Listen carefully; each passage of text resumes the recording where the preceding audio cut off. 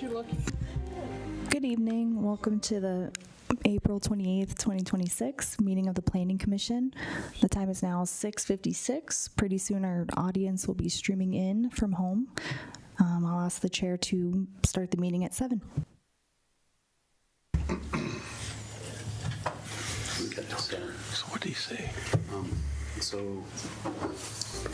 Once you open the public hearing, just before me, just call on me because I need to make a statement. Okay, so right after I open the public hearing. Right after, yeah. So once you get to agenda 3A, then I'll make my statement. And I'll just rerun it.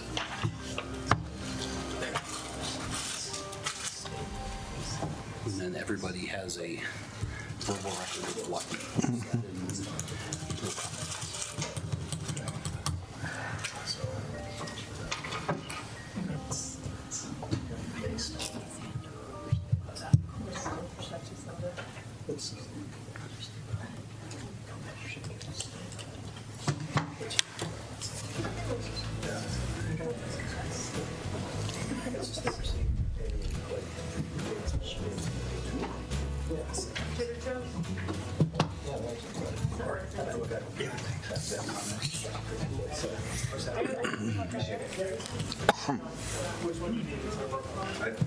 Do you guys think this one is BS? Okay. Copy digitally already.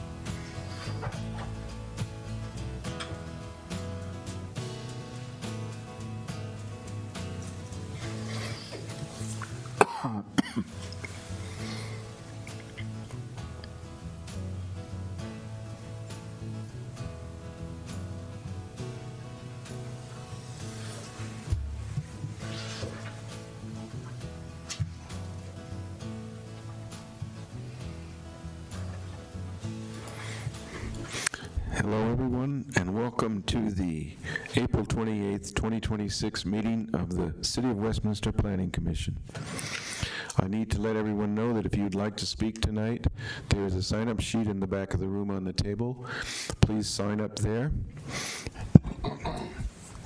At this time, I will ask Secretary to call roll. Commissioner Kinnear, Excused. Commissioner Tomacek, Present. Commissioner Dunn, Here. Chair Boschert, Here. Vice Chair Carpenter, Here. Commissioners Young, Excused. Commissioner Pegg, Here. Commissioner Calling, Here. and Commissioner Morris. Here. Very good. We have a quorum, and the alternate will be voting tonight. That's Commissioner Morris. Thank you. And Commissioner Calling. And Commissioner Collins. Oh, I'm sorry. She's an alternate. I did not know that. Commissioner Calling will also be voting. Thank you for correcting me there. Do we have a motion to approve the preceding meeting minutes for April 14th, 2026? So moved. Commissioner Calling, thank you. Do we have a second? Second. Vice Chair Carpenter, thank you. This is a voice vote, so please, if you approve of this, vote yay, and if you're opposed, say nay. All in favor? Yay. Yay. Yay. All opposed? Motion passes unanimously.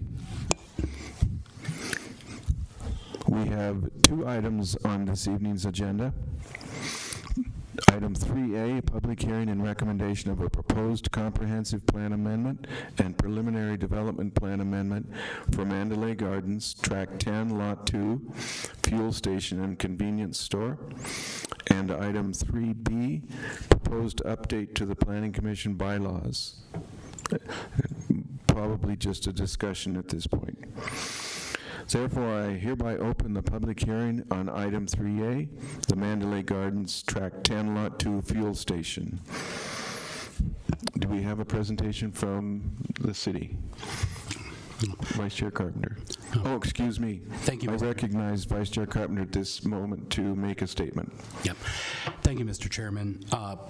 So as I was walking in the building this evening, I received a text message from Marcus Pochner, who is a community member not involved with this project, but I wanted to read this for the record and also state that I'm going to judge this application based on the evidence presented tonight and not based on any ex parte communication of any sort. Mr. Pochner said, I talked with DeMott last week and asked him about this application pending. He thought it was already a gas station that brought in Flex Industrial. He will get it in the letter. I am not part of the applicant team, but reviewed the case. And that is the end of his message, and I did not respond. Thank you for that. So that is on the public record now. So, City has a presentation for us this evening. I recognize Planner Bayerhoff. Good evening and thank you.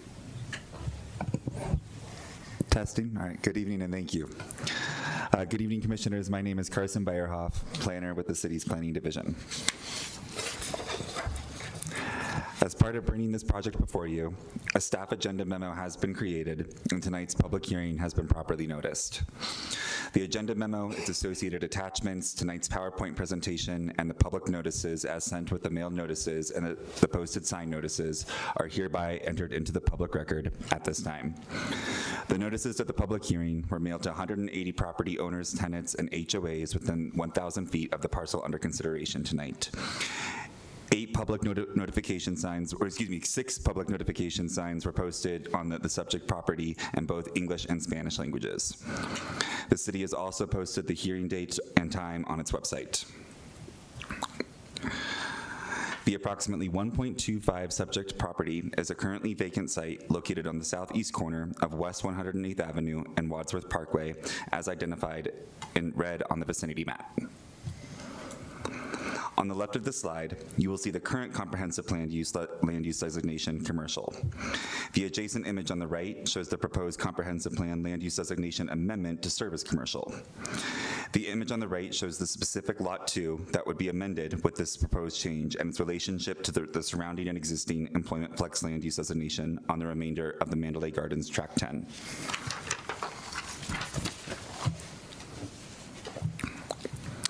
History of the Comprehensive Plan land use designations. In the 2013 update to the Comprehensive Plan, the land use designation for the larger Mandalay Gardens Tract 10 property was changed from business park to retail commercial to preserve retail services for the Westmore area and to offset the loss of the previously designated retail commercial land uses across Wadsworth, which was redesignated to residential through the 2013 update. In 2019, the property owner applied for and received approval of a comprehensive plan amendment to change 7 of the 9 acres from commercial to flex light industrial. This approval recommendation was conditioned that a multi-tenant commercial building would be required for the subject property, Mandalay Gardens, Tract 10, Lot 2, and that a freestanding pad site would be prohibited, and that automobile uses would be limited or potentially prohibited. The 2040 comprehensive plan was adopted in 2023 and retained the commercial designation for Lot 2. The commercial designation limits auto-oriented uses to be part of a larger commercial development and limits service commercial land uses to be located on areas away from gateway locations and major intersections.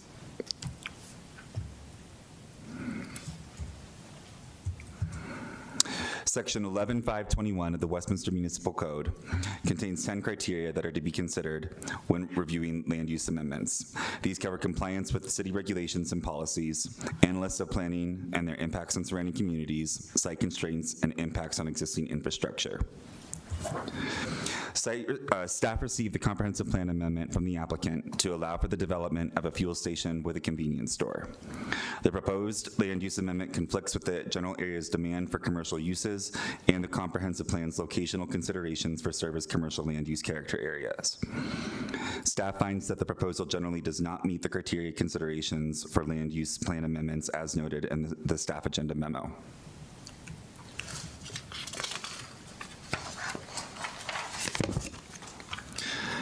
Section 11.514 of the Westminster Municipal Code contains 10 criteria that are to be considered when reviewing preliminary development plans and amendments. These include compliance with the comprehensive plan, sound planning, compatibility with the surrounding context, circulation and access, and performance standards related to site, design, and architecture. Staff received this preliminary development plan amendment from the applicant to allow for the development of a fuel station with convenience store. The proposed amendment would add automobile uses to the primary use allowances for Lot 2. Staff finds that the proposed amendment generally does not meet the criteria considerations for amendments to preliminary development plans as noted in the staff agenda memo. Further, as noted in the summary of staff recommendation, the Planning Commission could recommend to City Council to approve either or both the comprehensive plan amendment and PDP amendment, subject to additional conditions. Staff does not recommend this option because the comprehensive plan amendment and PDP amendment do not meet the standards of criteria. However, if either or both of the proposed amendments are approved, these conditions would ensure that the proposed development meets some of the criteria considerations and would be reviewed for compliance with the official development plan amendment. An official development plan amendment would be required as the next step for this proposed development and the development review process.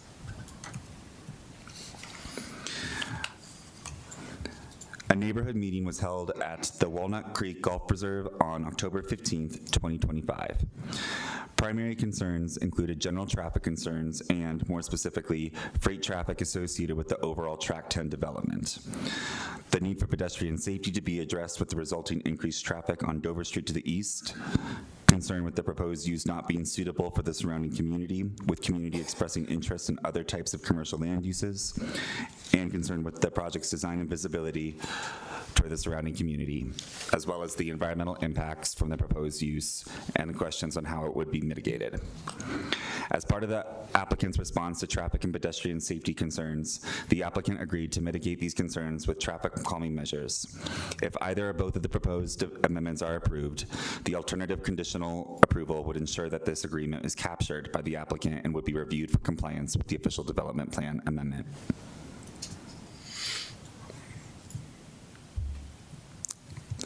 Staff recommends that the Planning Commission hold a public hearing and recommend that City Council deny the comprehensive plan amendment and preliminary development plan amendment.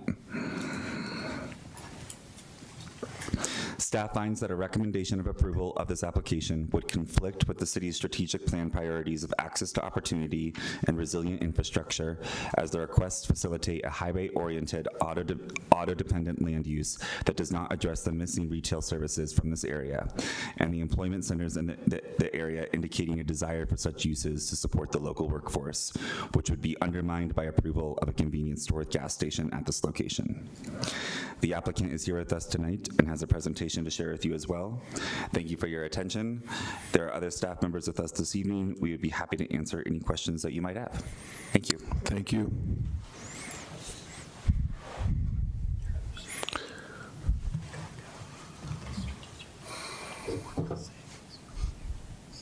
If the applicant is ready, we're ready to hear your presentation. Great. Let me first introduce myself. My name is David Foster, 360 South Garfield, Land Use Council for the applicant with my colleague Stefan, with my client Braxton, and also with our engineer from Aaron with our engineering services. So we'll be in a position to answer any questions that you might have. I'm going to turn it over to Braxton initially to just give a little bit of background about what the retail use will look like. And then I, unfortunately, will come back up, unfortunate for you probably, to kind of walk through why land use attorney has to come up here for a comp plan amendment. And so we'll go through that in short order. So first, Braxton.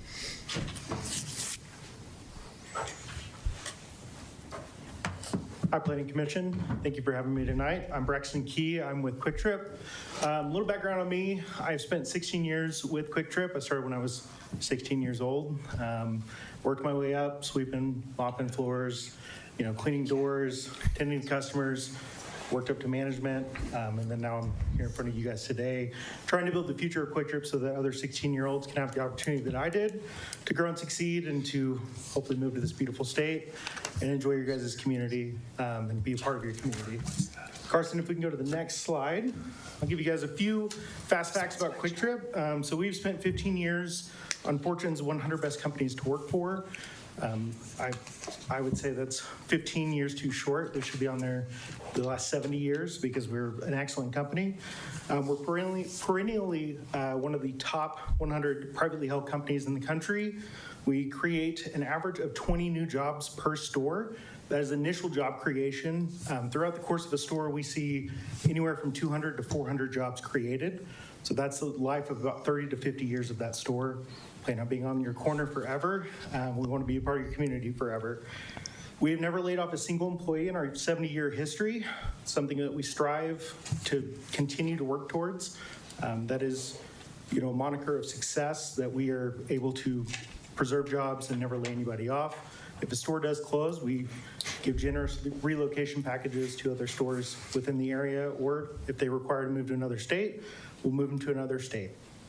Our average store manager salary is about $110,000 per year.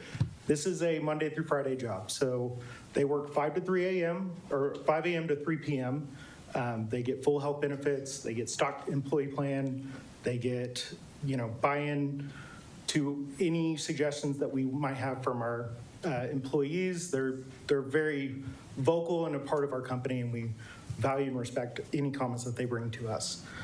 The next entry level is going to be assistant manager. They make about $55,000. Again, this is a full-time job. They get full benefits, full health care.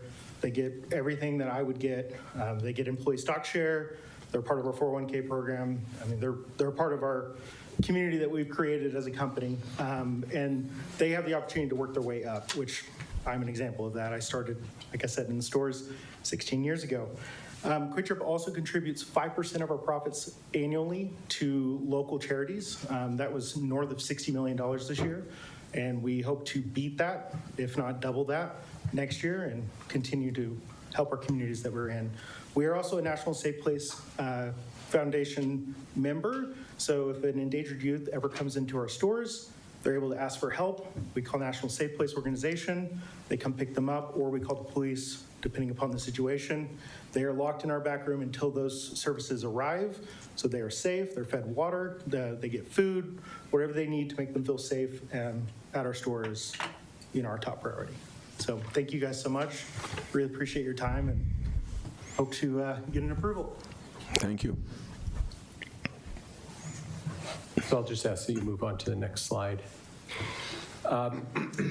So it's important actually to think about this request as not having happened just a few months ago, and appreciate, Carson, the work that you've done on this application. But really, in order to understand why I'm here is because it really goes back to 2019, when you as a planning commission and the city council approved a comprehensive plan amendment in order to enable not 7 acres, but almost 8 of the 9 acres to be built out as a industrial flex for employment. And fortunately, Carson included that staff memo in tonight's agenda packet. And there are some interesting things that are in that very packet. That, first of all, there wasn't a specific project that was under review at that time. It was unknown as to whether or not an employment user would end up there, even though it was the obvious intent of the city council and the planning commission that would happen. It was important to create a more diversified economy, which is another criteria that you still have in your comprehensive plan today. Orderly physical growth was important, and that was another reason why you as a planning commission and the city council made that amendment back in 2019. And at the end of the day, it was really about a broad range of employment opportunities. Again, another criteria that you have in your comprehensive plan today. But here was the problem. Phasing was the conundrum. You were creating a new comprehensive plan amendment for 7.8 acres of the 9 acres. And the only thing that wanted to happen at that site was somebody wanted to build on the corner. They wanted to build a retail operation, gas station, or an inline retail. And there was concern that building out, perhaps as a gas station, was going to ruin the opportunity for the employment behind. And so it never happened. And so what ended up happening is that in 2022, Quick Trip bought the property. Quick Trip, of course, wasn't going to need 9 acres for its gas station and convenience store. And so what they did was they found somebody to buy the property who was going to build that very exact employment facility, the light industrial flex space that the city had contemplated back in 2019. And it was going to be phased. So that was going to be built first, and then at the conclusion of that construction, the Quick Trip would build out on the corner. How do we know that was being contemplated? A couple of reasons. One is, as was mentioned by Carson, in 2023, the city adopted a new comprehensive plan that did something a little bit peculiar on this corner. It took it from commercial service, which allowed the gas station as a principal use, and turned it into commercial, which created it only as a secondary use. Not prohibited by any means, but as a secondary use. And in 2024, the PDP amendment was presented to the Planning Commission and the City Council to accommodate the new flex industrial user that, if you've been by the site, you know it's now done. Retaining that corner for Quick Trip. How do we know this? Well, here's a copy of the official development plan that was being worked on during that process. And as many of you have probably seen comments on these documents in the past, the city identifies comments on their ODPs. This comment in particular, on the very site that we're talking about tonight, has a comment that reads, I'm sorry, I'm going to probably have to move this about into the next room. For this lot, do you want to show the gas station now so you don't have to do another ODP? So that's when the industrial flex was being approved through the PDP. So for the ODP, the question is, do you want to just go ahead and wrap up an ODP for this corner? Well, the answer should have been yes, obviously, because we wouldn't be here tonight, but that isn't how it moved forward. And so shortly thereafter, Quick Trip did come forward, made their presentation made their application to do exactly what we're trying to do tonight. And that is build the Quick Trip, the convenience store, the convenience retail, along with the gas station on this corner. The staff report tonight, which again is well done, identifies on the second page in its summary statement, the request consists of a 1.25 acre portion of a larger 9-acre property, which is exactly right. This was just about 15% of the overall site, which was contemplated for the overall site, even back in 2022 when Quick Trip purchased the site. And so when you look at the comprehensive plan today, and I would draw your attention to page 39, and what I tried to do is I tried to use many of the same pages that staff put in the report tonight as opposed to bringing the entire comprehensive plan, because as we all know, I could probably find 43 different references in the comprehensive plan that would meet the requests that we're making. But I wanted to use the pages that staff used tonight. And so the first page is page 39, which is where it identifies commercial in the comp plan. And I'll read that it states auto service stations, which is what we are today. Auto service stations, convenience stores, drive-through facilities, and other similar uses may be permitted when incorporated into a larger commercial development. I would argue that since 2019, which is why I wanted to start with 2019, this has always been a larger commercial development. The city, you as the Planning Commission, the City Council identified 7.82 acres for flex, left the balance for the retail, and this has always been what I would consider to be incorporated into a larger commercial development. So it begs the question, frankly, why do we need a comprehensive amendment? Because we already are commercial. And the reason is because staff asked us to go through this process. They were not willing to move forward with our reliance on commercial as the comprehensive plan designation. So we're asking for a slight modification from commercial to commercial service, because you'll see in the commercial development standards that the standards for commercial allow the retail store, the secondary use in the commercial development standards as the auto-oriented use. So that's how we end up with this request here tonight. Additionally, I would just make note, and I believe Veronica probably sent around the letter that we submitted for the packet tonight. On unidentified page, but it looks like it's probably page 3, what we tried to do is identify a little bit of the history.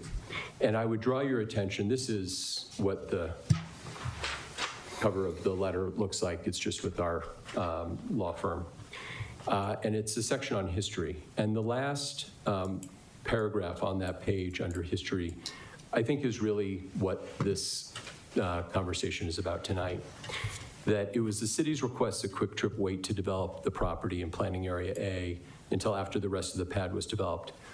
Quote, there's a PDP note that we're amending, but in that PDP, it says the employment project in this application will be developed ahead of Planning Area 2 retail commercial pad, which will likely be a retail commercial use submitted and developed separately. And then you'll see what I underline there. How in the world would we have ever, as the owners of the property, not anticipated or worked with the city to have an accommodation for the very use that we bought the property for in the first place in 2022? So those are many of the kind of the general reasons and the history around our request tonight. And then to the extent that there are criteria, and we can just kind of quickly move through the slideshow. We put criteria on at the end of the slideshow.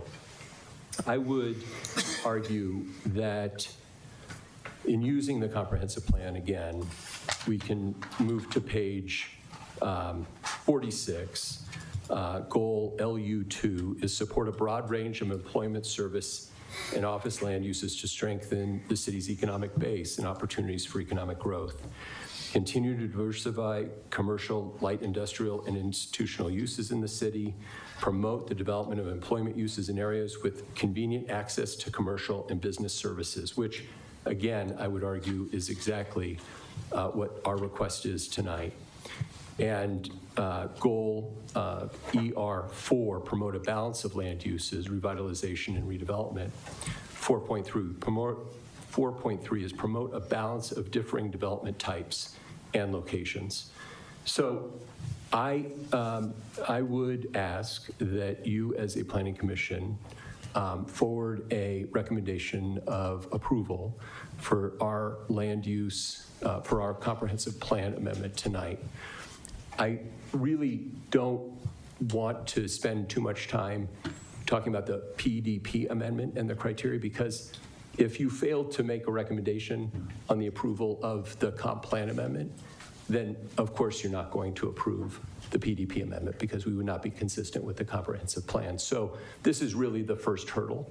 The criteria for the PDP amendment would be easily met if the comprehensive plan is amended tonight. So that's what we would be asking of you, and certainly we're here for any questions that you might have. Thank you. Any questions at this time from commissioners? No? Okay. Any questions for staff? Oh, Commissioner Pegg. I do have questions for staff. Basically, one big question. Can we go back in the slides and revisit your specific objections?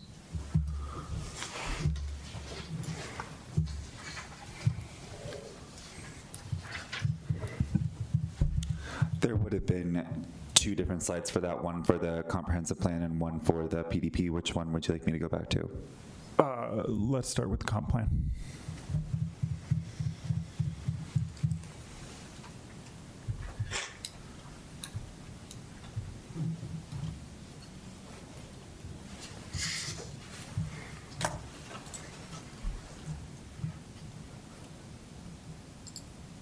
I just need time to read this. That's.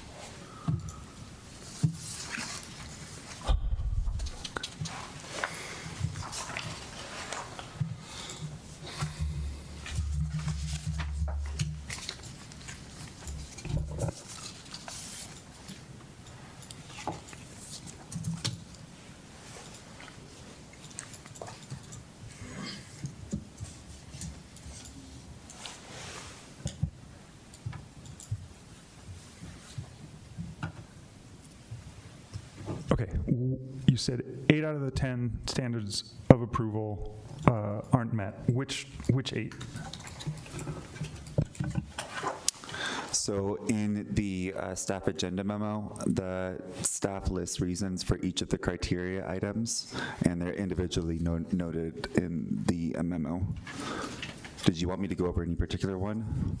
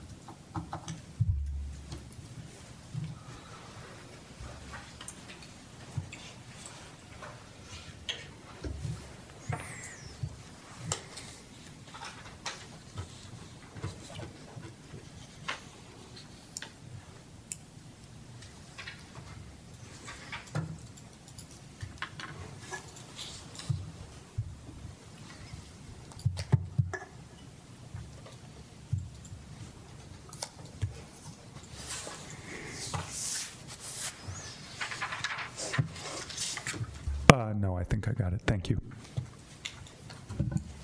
Of course. Did you still want me to go over to the preliminary development plan analysis as well? Yes, please.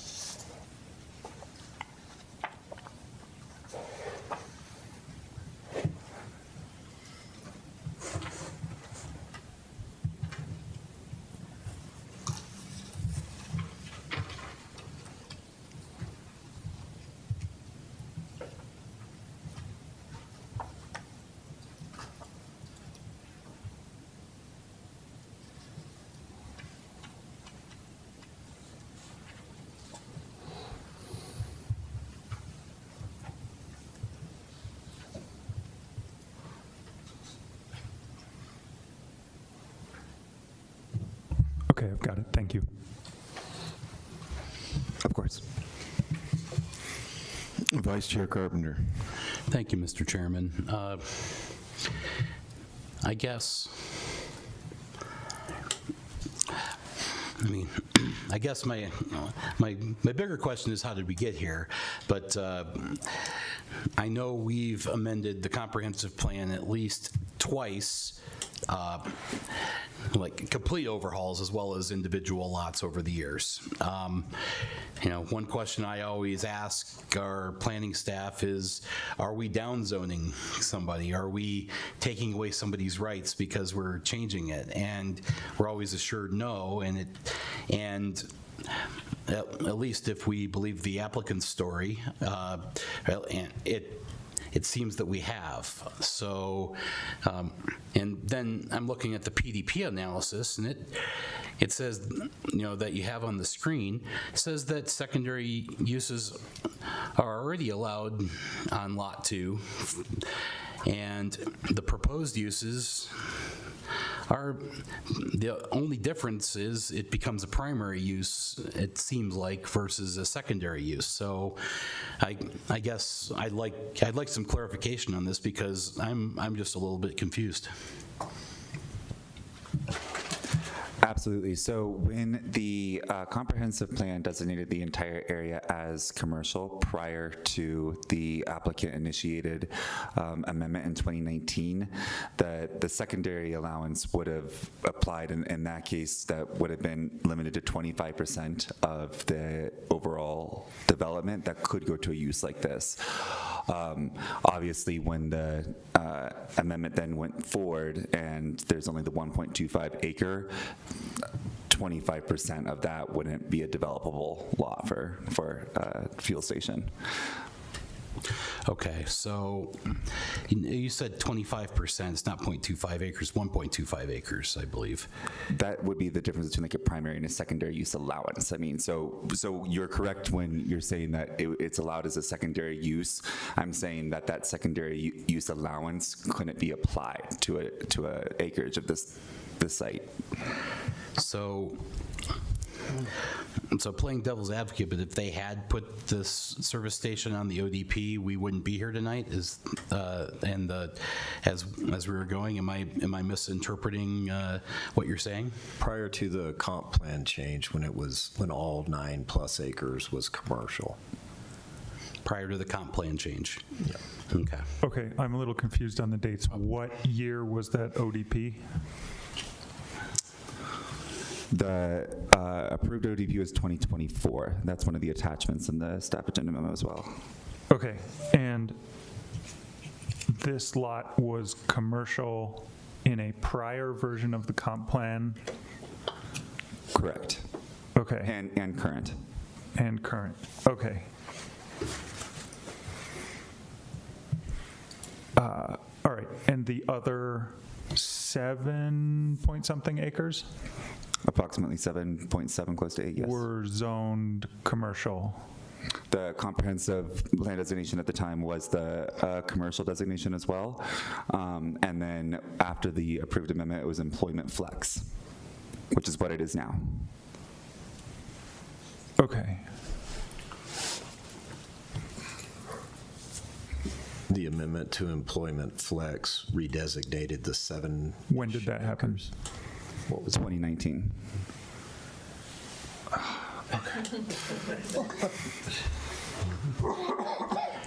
That particular one was an applicant request. That was one that Mr. Carpenter mentioned occasionally happens, where a property owner requests a change to the comp plan. It's analyzed, and the city council agrees or disagrees with it. Okay, so in 2019, the owner of 9 acres? Of the entire tract 10. Okay.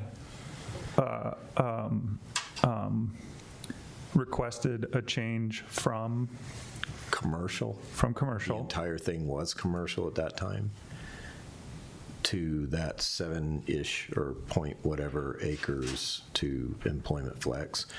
At that point, at that time, the previous comp plan, that was flex light industrial.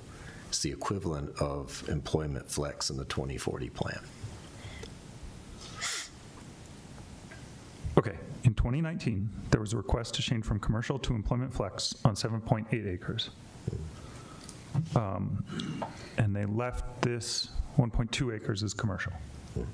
Okay, and gas station is a secondary allowed use on commercial? In the current comp plan, the commercial, Okay, what was in effect in 2019? it was retail commercial, which is the equivalent to the 2040s commercial. Okay. And gas station still would have been a secondary use in that case? As I recall, yes. And part of the approval of that 2019 amendment was the staff condition that this would be a inline retail commercial building, so it wouldn't really be applicable in either case with the secondary or primary, because that was a specific condition. Sorry, slow down. So there was this 2019 request, and there was a condition for approval, or it was conditionally approved? Is that what I'm hearing? Part of the staff analysis for the recommendation of approval was a condition that this stay as a multi-tenant inline retail commercial building, and that that independent auto-oriented uses would be prohibited or potentially limited, and that it would not be a freestanding pad site. Okay. And then city council approved the request. Did they approve it with that condition? That would have been the approval at the time, yes. Okay.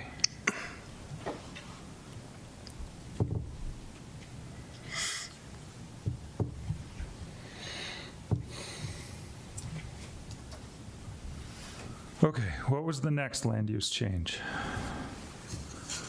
Or request, or whatever action in the chain of things that got us here? We just talked about 2019. Did anything happen in 2020? The next change would have been the city initiative comp plan update. Okay. And then now we're here before you today. When was the with this comp plan update? That would have been the 2023? Correct. 2023, yes. Okay. And that comp plan update changed okay, it didn't change the zoning, right? The zoning stayed the same, but the designated use by the comp plan, am I using the right vocabulary here? The comp plan was amended, the zoning stayed PUD. Zoning stayed PUD. Okay.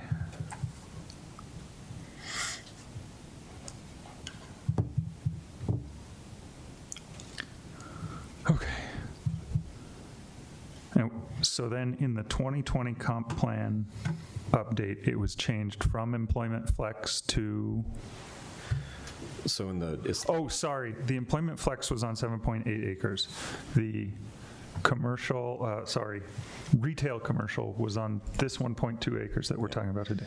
So prior to the 2040 plan, it was designated flex light industrial on the 7 point whatever acres. Okay. The remainder was retail commercial. all designations in the comp plan that were flex light industrial in the 2040 became employment flex. It was a reimagining somewhat of that land use designation, but it didn't redesignate every property that was designated as flex industrial. That was on the 7.8 acres. Yeah. Okay, and then what about the 1.2 acres that we're talking That about? went from retail commercial to commercial in the 2040 plan. So everything that was retail commercial in the previous comp plan got converted to commercial. Okay. Just a different nomenclature and different regulations that apply. Okay. And then in that case, gas station was still a secondary use, but the city council had already approved the comp plan designation of the rest of the 7.8 acres. Yes, that carried over with the 2040 comp plan. Okay. So, yeah. Okay. And then in 2024, something happened, if I recall from testimony. I'm just trying to walk through this. No, understood. 2024 is when the official development plan and the PDP for the overall Track 10 was approved. Okay, and that was when staff commented, do you want to show the gas station? I can't speak to that. Those red lines, I was not part of the review at that time. Sometimes that with the different rounds of review, staff can make comments, but they're not final until they're brought up before hearing. So that's the only thing I can really speak to that, unless they're brought up as separate conditions. Okay, I see other people have questions, I'll yield. I will get to the other commissioners who wish to speak, but first I'd like to ask, does the city acknowledge that there was an understanding with this applicant that a gas station was a possibility for future development? We understand it was their desire. They have to get entitled for that. And entitlements are granted by the city council, and they're granted in accordance with the comp plan. So they would have to seek the entitlement that they're seeking today. Okay, thank you. Commissioner Morris? So in 2023, when y'all were asked whether or not we wanted to include the gas station on as part of it, and you said that that's not how it moved forward, how did it move forward?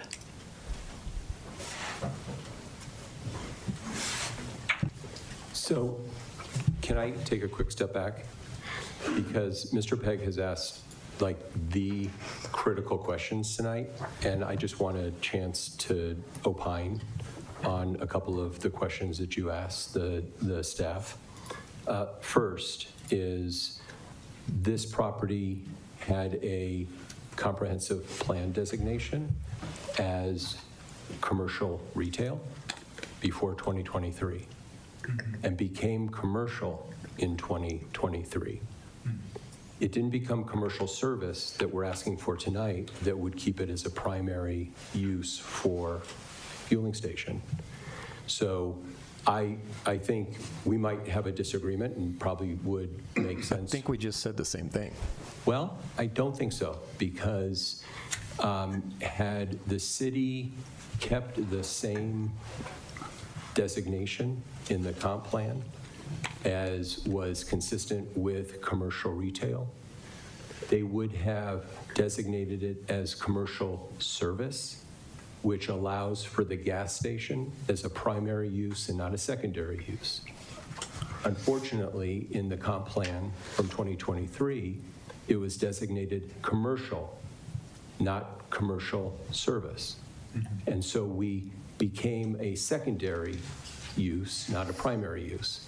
That's a big distinction. The city council changed it from retail commercial to commercial.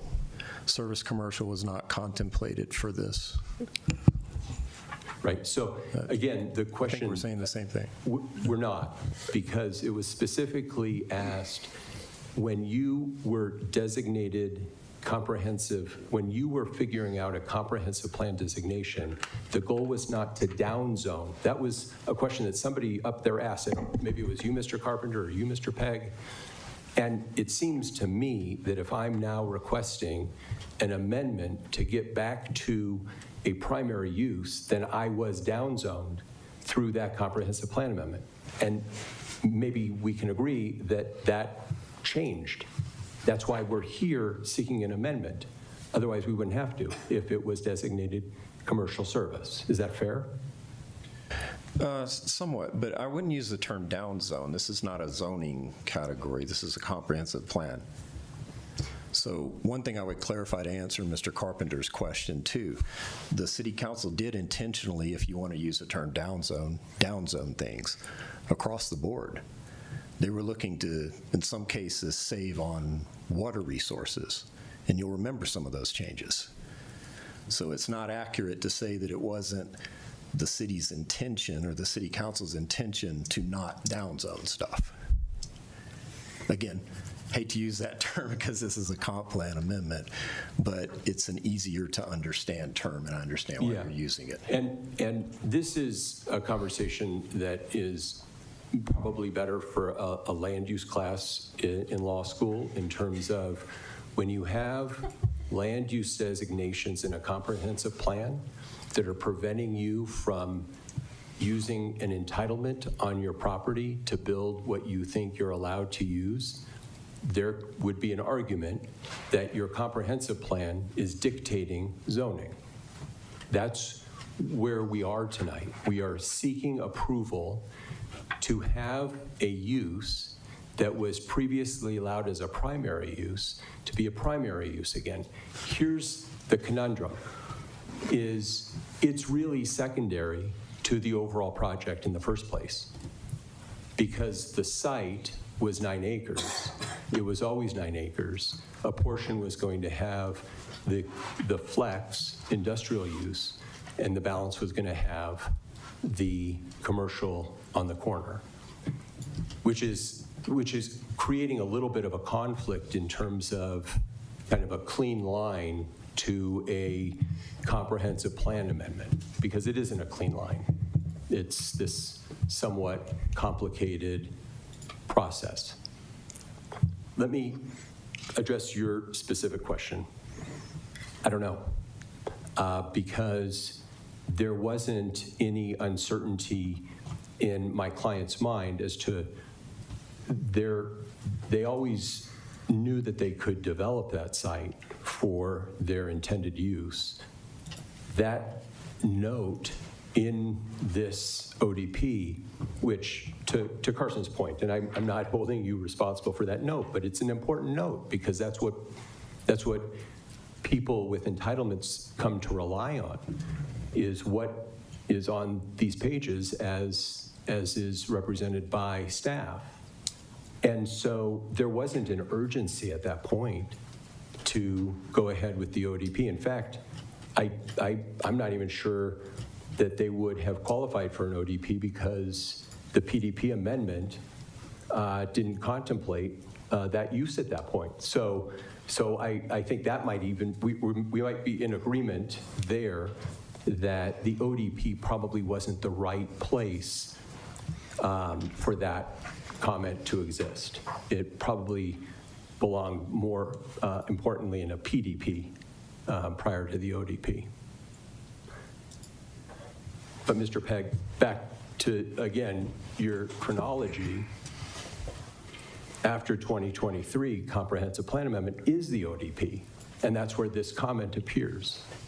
So whether Mr. McConnell is right or whether I'm right, I don't know that it matters, because what you're seeing represented here by the staff is that the staff anticipated and fully appreciated the existence of that car wash, pardon me, not a car wash because you were trying to get rid of water, the filling station with the convenience retail on that corner. I'm sorry. I do have another chronology question. What year did Quick Trip buy this lot? 2022. 2022. Okay. for what it's worth category, because there was a conversation between some staff after the 2019 amendment as to, we just heard about this inline retail versus the gas station and retail. Here's an email in between staff, and I'm happy to introduce this if people are interested. But the staff, in corresponding with one another, said, I don't think we see an inline retail strip building as the catalyst to an industrial development. So as quickly as there is this comment about an inline retail that might happen on the corner, this is 2020, and the staff is suggesting inline retail isn't going to be the catalyst for that corner. So, and now we're 6 years later, just trying to build the gas station that Quick Trip bought the property to build in the first place. Okay, I'll take one more question or comment, and then we're going to get to the public testimony. Vice Chair Carpenter. Thank you, Mr. Chairman. Number one, if you'd like to enter that into the record, I'm sorry to take over, but you could hand it to our secretary, Ms. Garcia, and she can make sure that's in the public record. Secondarily, I'm beating a dead horse a little bit, but on the down zoning, we don't really have traditional zoning except because most of it, except for very limited in the original part of the city in our open space. Most of our what would be zoning in other cities is usually in our land use plans, and those are adopted a little differently than some other municipalities. So, and yes, when there was some intentional down zoning to use the vernacular but it was really for certainty on our water situation, because for a minute we didn't really know that situation and we needed to have that certainty, and that's why we were adopting that. I don't know that that was necessarily done to reduce rights or anything like that. It was more to make sure that we had certainty for our future water supply. And we were mentioning the other approvals that we gave on this site, because I was here in 2019 and for the industrial building ODP PDP amendment as well, and I don't recall conditions on those. I do know, I just want to point out for the record that the council meeting agenda for the 2019 comp plan amendment says recommended city action is was 1, hold a public hearing, and 2, pass Councilors Bills 18 on first reading to approve the comp plan amendment for the subject property. This recommendation is based on the finding the land amendment is generally supported by the criteria set forth in section 11.521 Westminster Municipal Code. There are no conditions written on that. There is a statement in the staff memo stating that staff also propose that a multi-tenant retail commercial building be required for the 1.25 acres of the property designated retail commercial. During a PDP submittal, staff is likely to propose a limit for high water uses on the property, such as breweries. Finally, with future submittals, staff will propose that a freestanding pad be prohibited and automobile uses will be limited or potentially limited.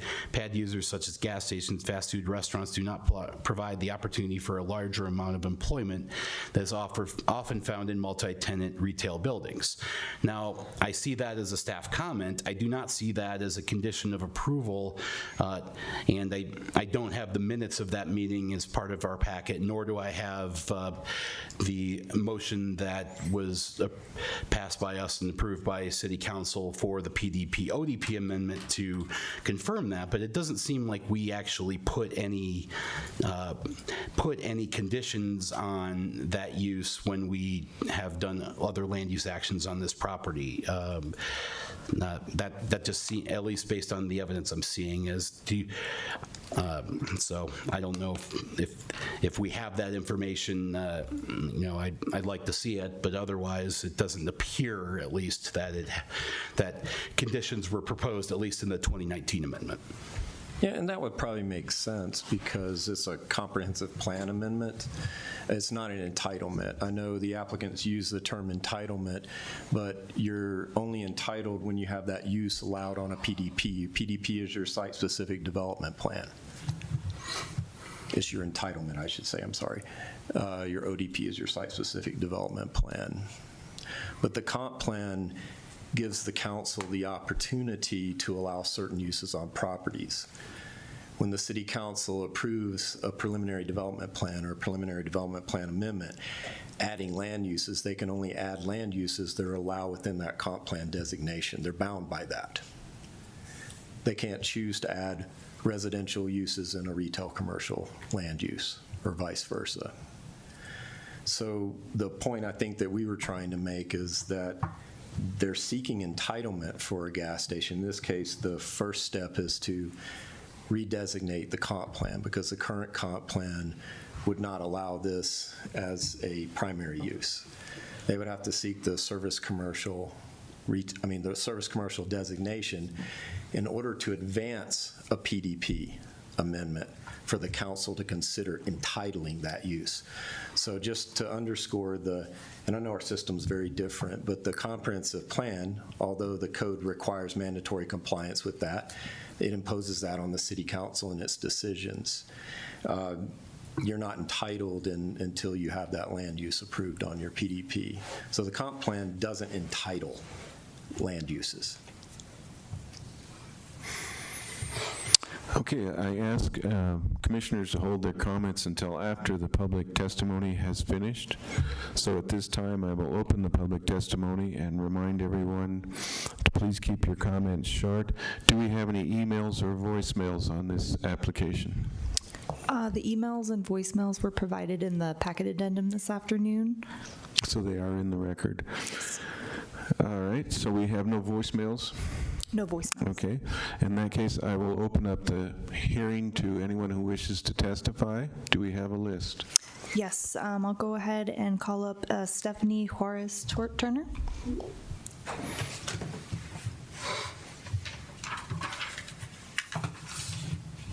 Okay, I'm not a public speaker. I'm just a mom who lives in the neighborhood of Countryside, 108th and Oak Street. Let me tell you a little bit about my neighborhood. It is wonderful. We were so fortunate to move there in 2020, before COVID, and the neighborhood is remarkable. It reminds me of my childhood. Children there play on bikes, go for walks, families all the time. Of course, we have our dog people that are always walking dogs. Now, there's definitely congestion already on 108th and Wadsworth because of the FedEx buildings that have moved there, and then the change of Ball Corporation moving and the new corporation coming in that's a lot more in-office people. The other thing that you're going to see in my neighborhood is a lot of high schoolers with the stickers that say new to driving, driver's ed, and that is only on 104th is their high school. So that is the next block over. So I am worried, and I'm a mother of a 2-year-old, so keep in mind I'm not worried tomorrow about driving, but I am for the future. That also adding that congestion to the gas station would also cause some issues for drivers that are brand new in the area, especially with driver's ed that constantly use that area to train. The other thing is, 20 jobs to change the face of a neighborhood, it seems pretty low. I know the median income for Westminster is $100,000. So when we're looking at an AGM position at $50,000, is it enough to change what we're doing, how that neighborhood already operates. It's a very quiet neighborhood, and I will say quiet for being right next to an airport, as all of us who live there enjoy watching those. The other thing that I'd like to point out, besides the neighborhood, is the changes from 2019 to 2026. First of all, there was about 2% of brand new vehicles sold in Colorado were EVs. That number now is 35% EVs. So our needs have vastly changed since the 2019, and from 2022, where in Colorado it was 10.5% of brand new cars were EVs. So I would say that even though that all of, I won't even attempt to try to name all the different things that were changed for the zoning or not zoning or planning, but I would say that that's not something quite our neighborhood needs. If you go down to Church Branch or 100th, which is 8 blocks away, you'll find 2 different gas stations. Now, if you go 4 blocks up, you'll find another gas station. So, does this neighborhood really need another gas station? Thank you. Thank you. Is there anyone else signed up to speak? No. Okay, I will ask at this time, is there anyone else who wishes to testify?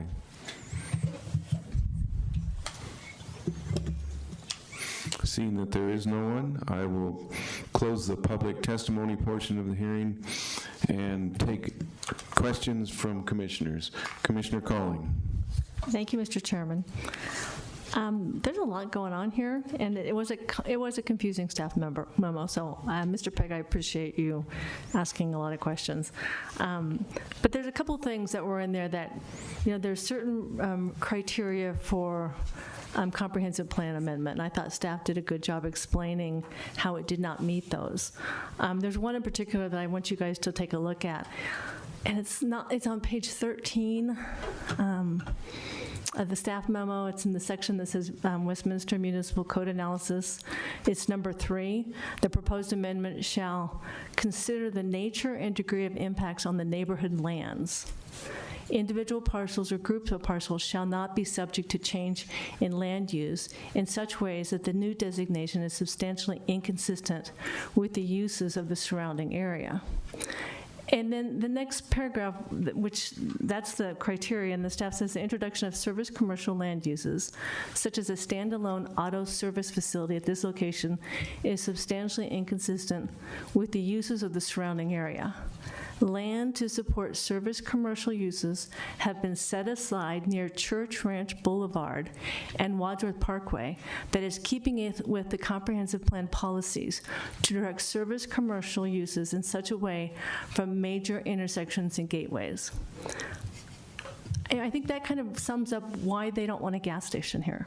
I think it's kind of clear. I don't have any problems with Quick Trip. Sounds like a fabulous company. I would like to find someplace else for them to be in Westminster, but I don't think this is the right location for them. And I just want to comment on something that Mr. Foster said. He said it was an important note on that plan when they were going through the review process with staff. It said an important note that people come to rely on. The note that said that, shall we designate this as a gas station now? Notes between staff and an applicant during the process are not binding. Those have to be on the plans when City Council approves them.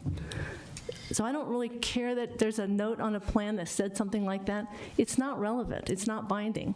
So I think that that's not even appropriate to consider at this point. I think those are my only comments. Thank you. Commissioner Morris. I think it's also clear that in the number of times that zoning has been considered for this property, even when intimated, it seems as though they've made it pretty clear that auto uses have never been a primary consideration for this lot over a number of different changes. I find it, I don't know how we would make that leap now.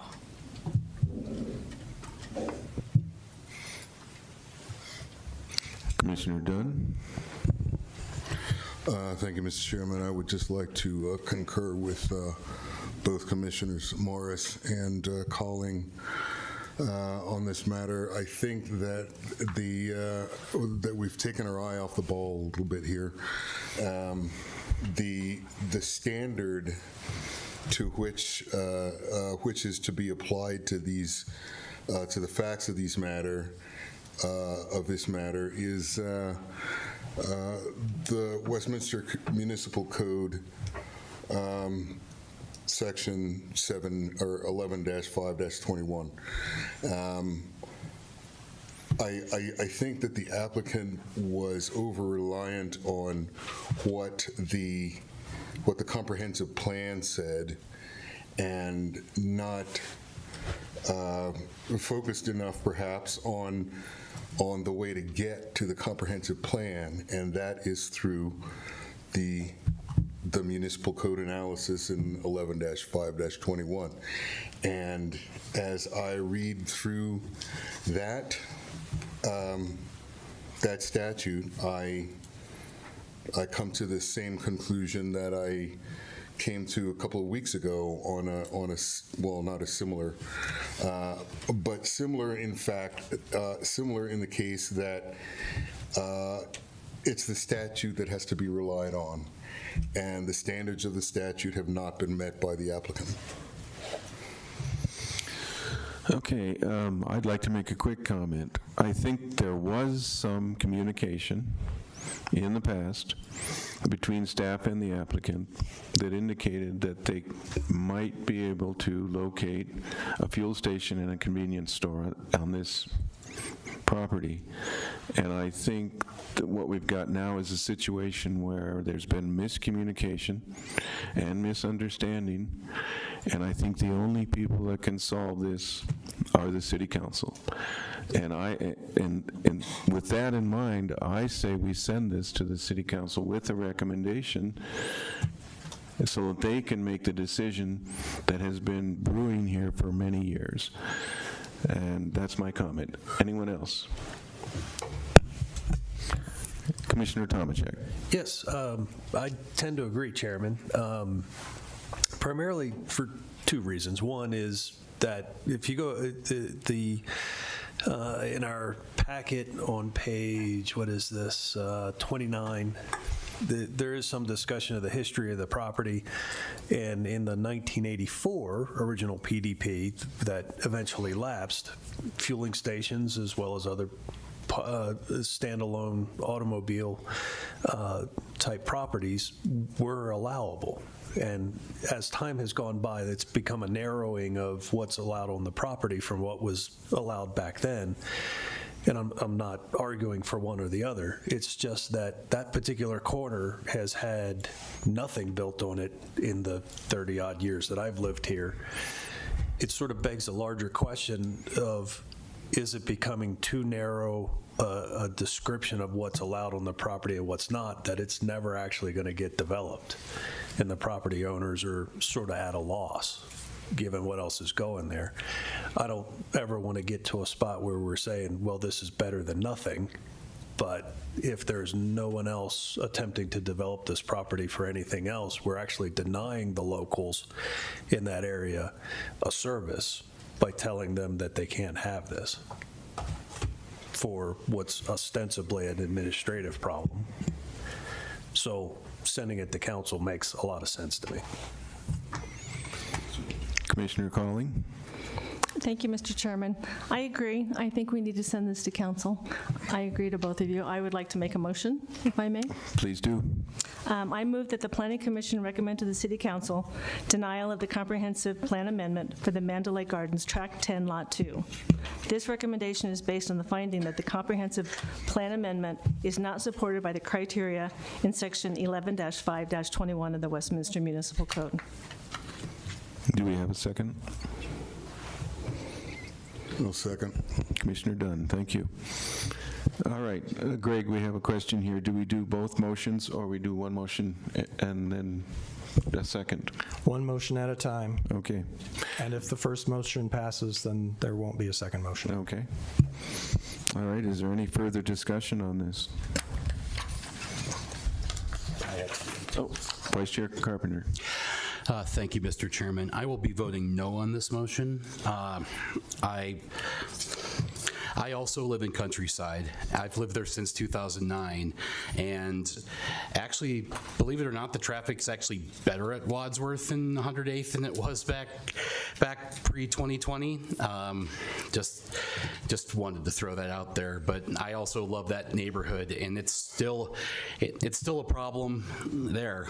But you know, I'm not convinced by the staff's arguments against it.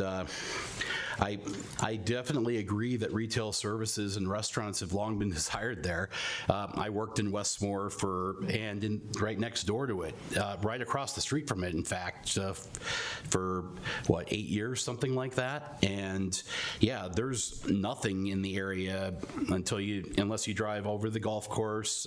Westmore has a cafe, or drive down to Church Ranch, now up at the Arista area out of the city.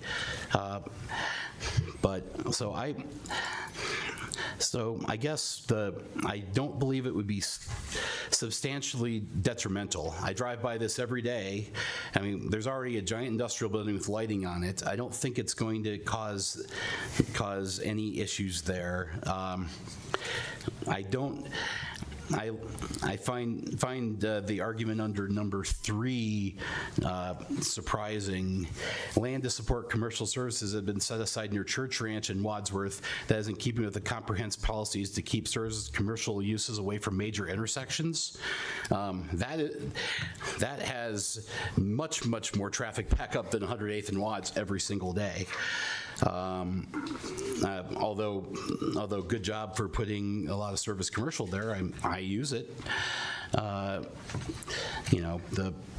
think there are a couple other ones as well. I guess under one, the commercial designation supports retail stores, eating establishments, groceries, and offices. Well, nobody's going to build an office on a 1.25 acre parcel of land when there's so much vacant office space already. A grocery store, a Quick Trip convenience store is probably the closest thing we're going to get to a grocery store there, because people can go in there for convenience. It's actually going to save gas and time there. So, I guess for the record, I believe it. I believe that this does. I think it fits our managed growth. I agree with the applicant's summary in their memo in the addendum as far as serving the public purpose. The item 3, the nature and degree. I think it would serve the surrounding area well. I think number 4. I think they've answered every single one with a proper answer. So I kind of take the applicant's analysis on this. So I will be voting no on this and hope for a chance for a second motion. Commissioner Pegg. I think I'm going to be voting yes. But I should say that my agreements with staff are actually pretty narrow here.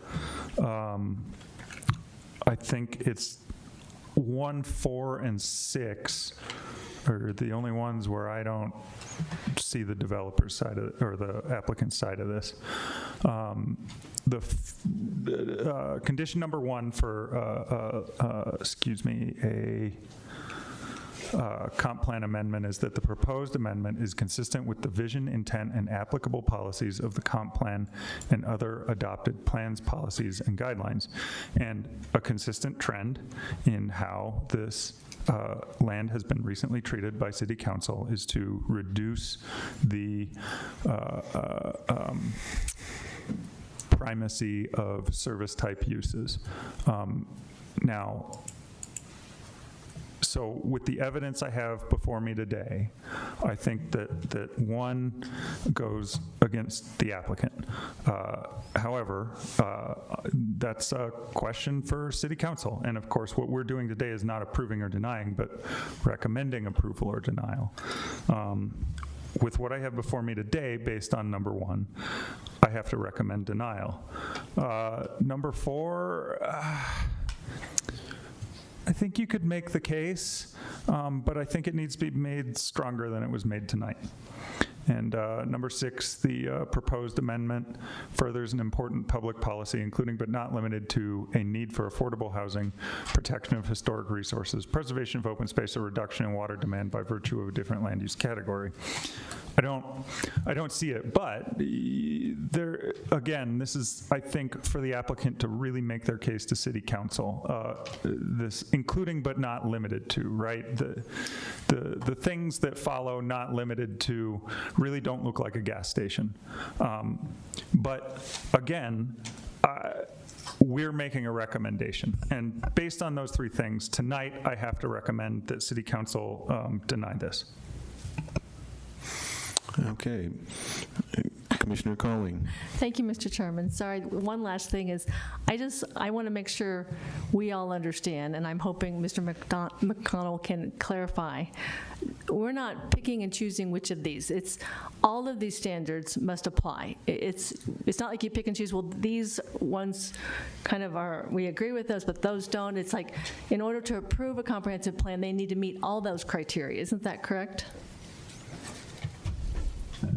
For comprehensive plan amendments, they have to generally comply with all the criteria together. Okay. So it's for preliminary development plan amendments where they all have to apply, which is, I think, what you're asking for PDP amendments. Great, yes. Thank you very much.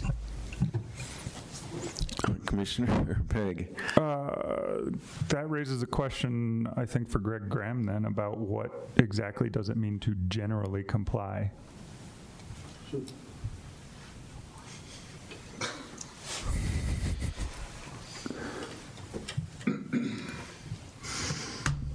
I'm looking at section 11-3-2 of the municipal code.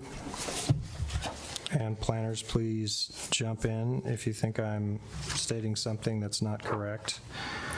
That section, subsection B, provides for approval criteria.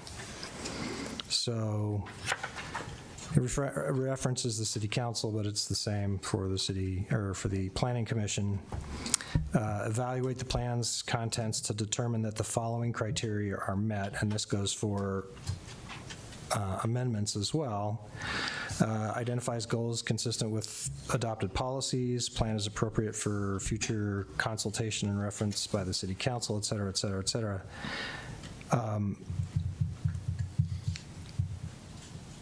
Then there's a section on compliance with the plan. So I'd like the planners to point me to the code language, if they can. The standards of consideration would be the 11.5.21 and 11.5.14.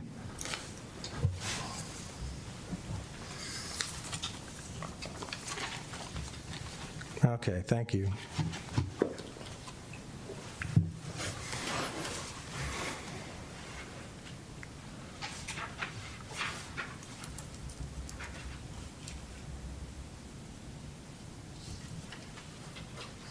Okay, that's what I was looking for. So in 11.5.21, I believe it's subsection B, standards for approval of land use plan amendments.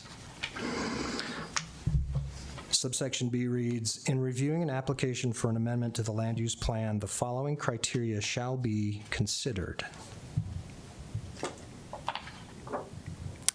Now, I can't tell you exactly what considered means. I can't give you specific legal advice in public. So you're going to have to figure that out on your own, I'm afraid. Okay. Well, we don't have to if... What's our stomach for an executive session? I don't think it's necessary here, since we're only recommending or not recommending. That's fair.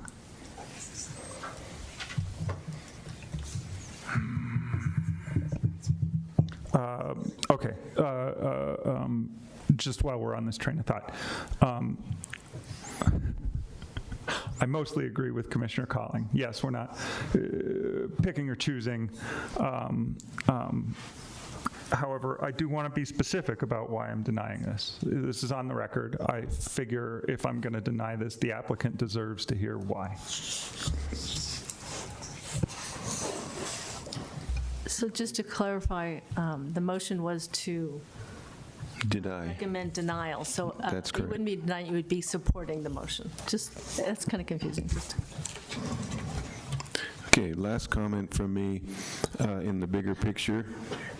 Where are you going to locate a gas station except on one of the main arterials, keeping it out of neighborhoods? 104th is mostly built out, no opportunity there. So I think this doesn't meet all the criteria, and I will let the city council make the final decision, but I think this is a very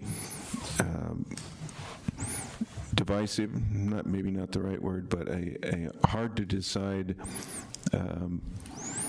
application, and I think generally it is not out of character for this region. Okay, if there are no further comments or questions, I will ask the secretary for a roll call vote.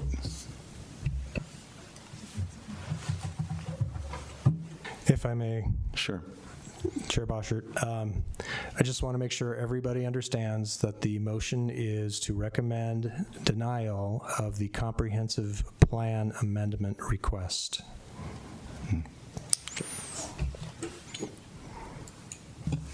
And I'll do 2 votes. So the first one will be to vote on the proposed comp plan amendment, and the second will be the voting on the... We only have one motion, and it's only for the first. Oh. That's all. Oh, okay, got it. All right, so we'll go ahead and do the roll. Commissioner Colling? Yes. Commissioner Tomacek? No. Commissioner Dunn? Yes. Chair Boschert? No. Vice Chair Carpenter? No. Chair, Commissioner Morris? Yes. Commissioner Pegg?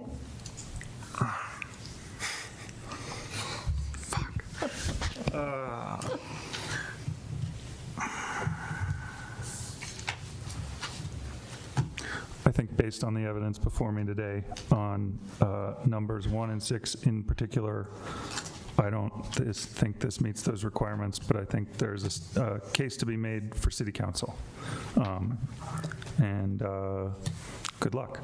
And I'm voting yes to deny, or recommend denial. Okay, so it looks like the motion passes 4-3. Do I have my math right?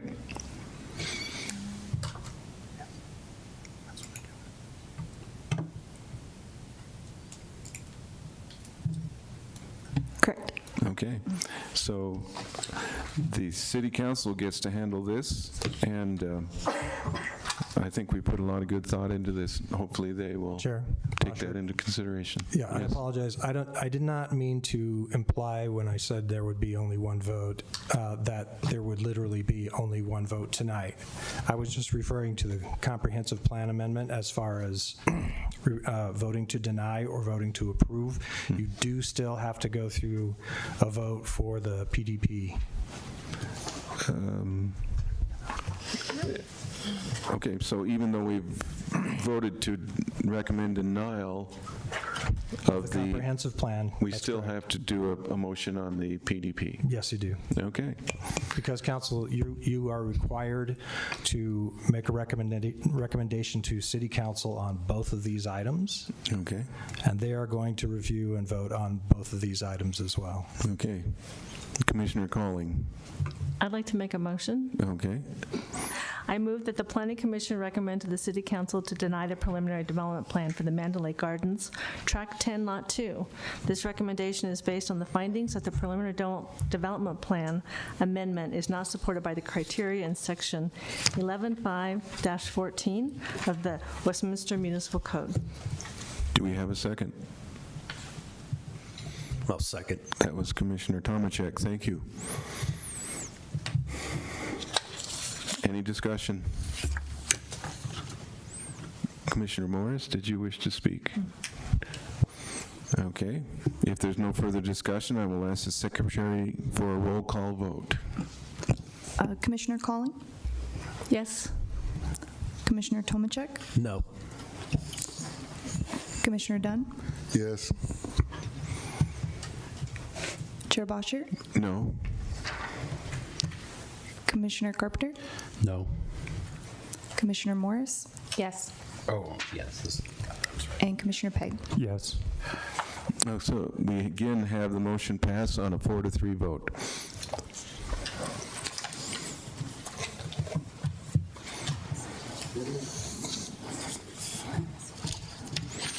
Thank you for your presentation, gentlemen and lady.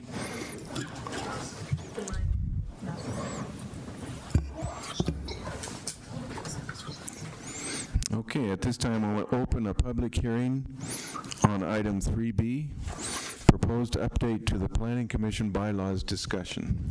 Excuse me, Mr. Chair Boschert, there is not a public hearing on this item. This is just a discussion item. Okay, this is discussion. I was going to announce that we wouldn't be taking any public testimony, but with that clarification in mind, who is making the presentation tonight?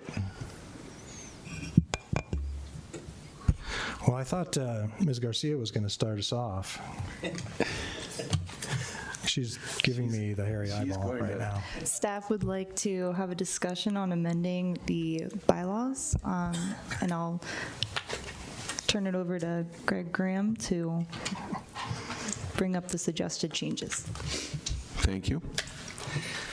So staff has a couple of suggested changes to the bylaws, and you're welcome to suggest others if you would like. The two main changes we're looking at are one, voting on the minutes, and two, the time period giving speakers to speak. So I'll start with the time period first. Last year, the City Council reduced its public comment and its public testimony time to 3 minutes from 5 minutes. The reason we suggest this is only because in the instance where you might have 20 people or so, it's hard for everybody to get to speak, and most people can say what they need to say within 3 minutes. That's absolutely up to the commission. I get paid to be here regardless. I don't get paid any more to be here longer, but I still get paid to be here. Is there a difference between public testimony and public comment? Absolutely. Okay, so public comment is visitors and public testimony is? So Oh, yeah. we don't really have public comment at the Planning Commission because the only time the public speaks at Planning Commission is during a public hearing, and that's testimony.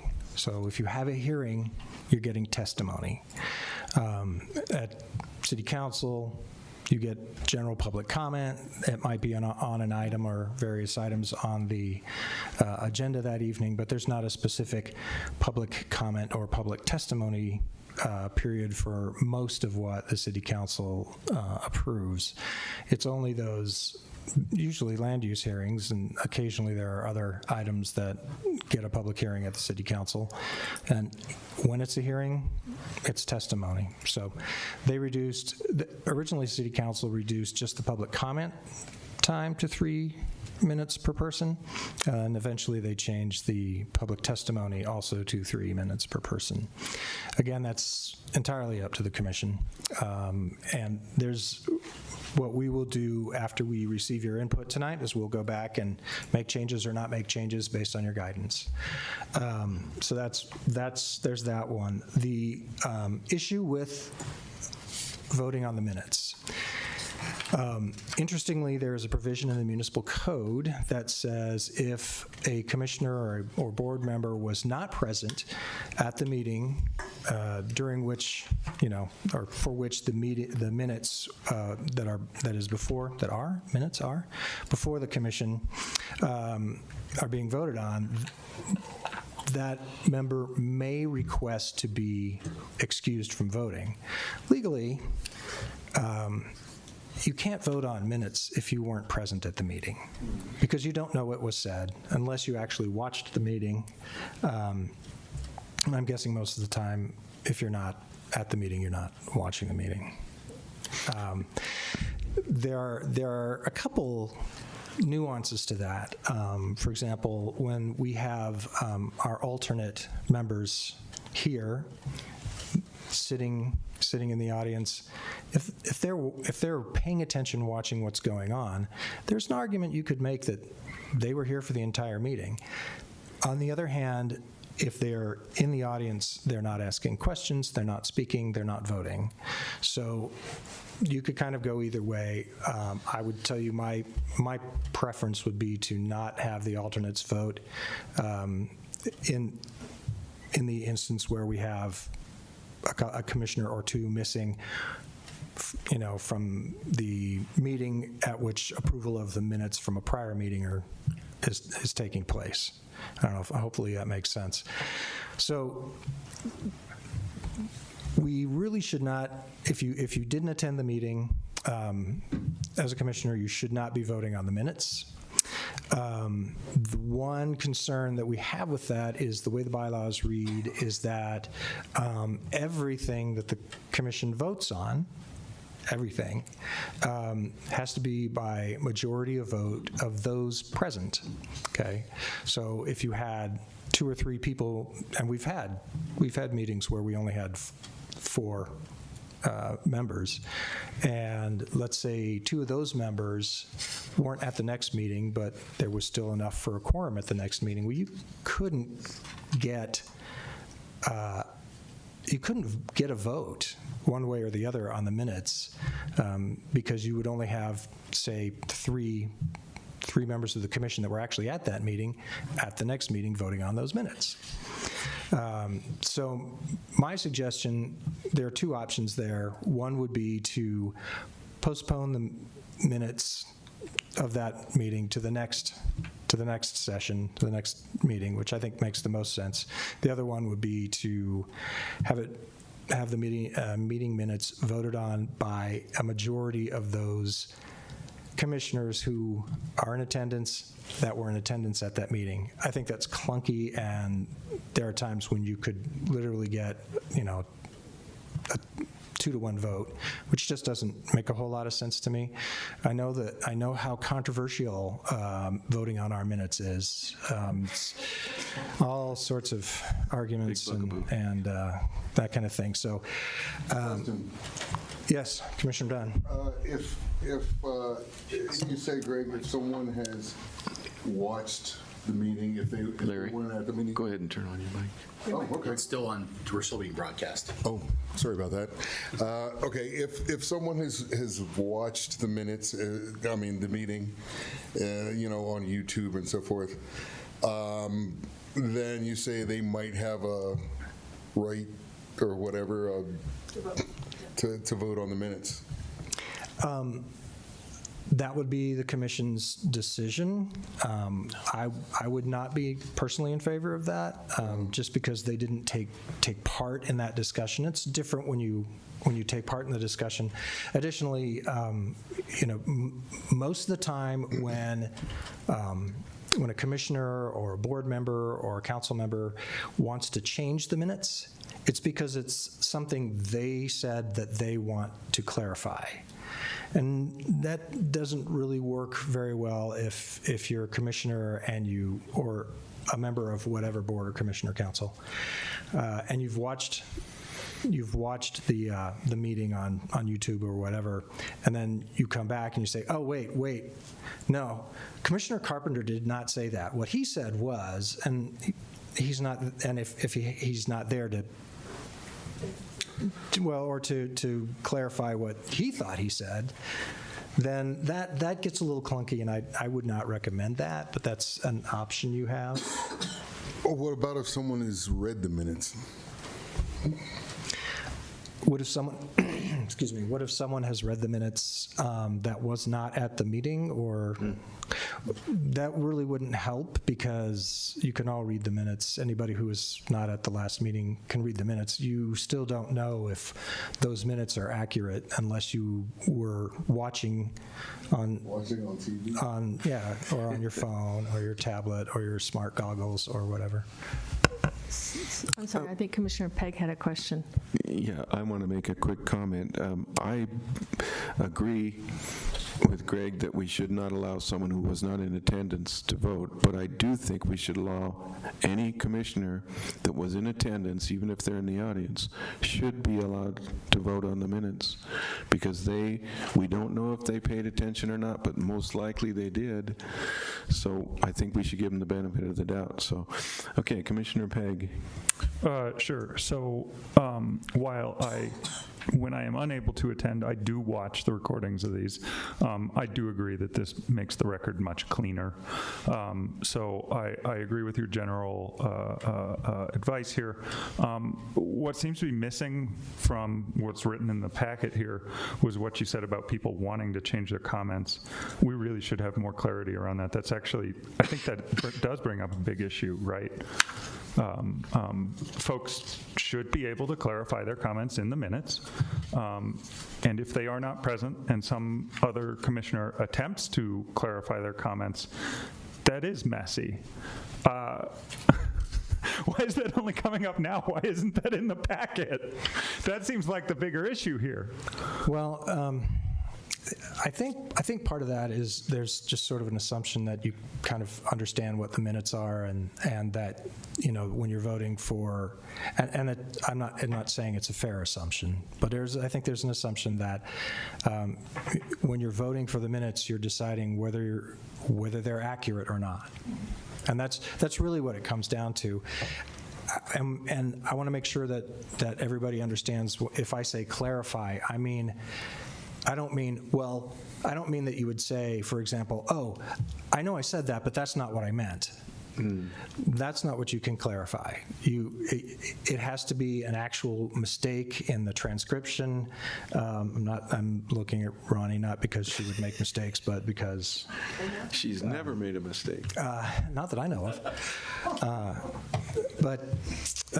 Right. So it's the things that you actually say, and there are times when and I've seen this happen when the transcription. I totally blanked on the word, but it assigns some comment or some question to the wrong member, right? And that's another opportunity to say, oh wait, it was not Commissioner Carpenter, it was Commissioner Tomacek who said that. Or it was Commissioner Calling, but she lowered her voice a lot. Something like that. She had a bad cold, and so that's really what I mean when I'm talking about clarifying your comments. You don't actually get to go back and say, well, what I was thinking was, what I really meant was, it's the actual words that you say. So Gotcha. That's what I'm talking about. Okay. Vice Chair Carpenter. Thank you, Mr. Chairman. Yeah, I've seen, people being mistaken for me aside, I think I've seen maybe 1 minute's correction in my career on the Planning Commission. For things like minor typos, or when we read the minutes, if we see something, we can always email Ronnie. She can update it, check the record, and make sure that that's happened. So it's not like we're just waiting until meeting night and you're like, oh, let's change this on the fly.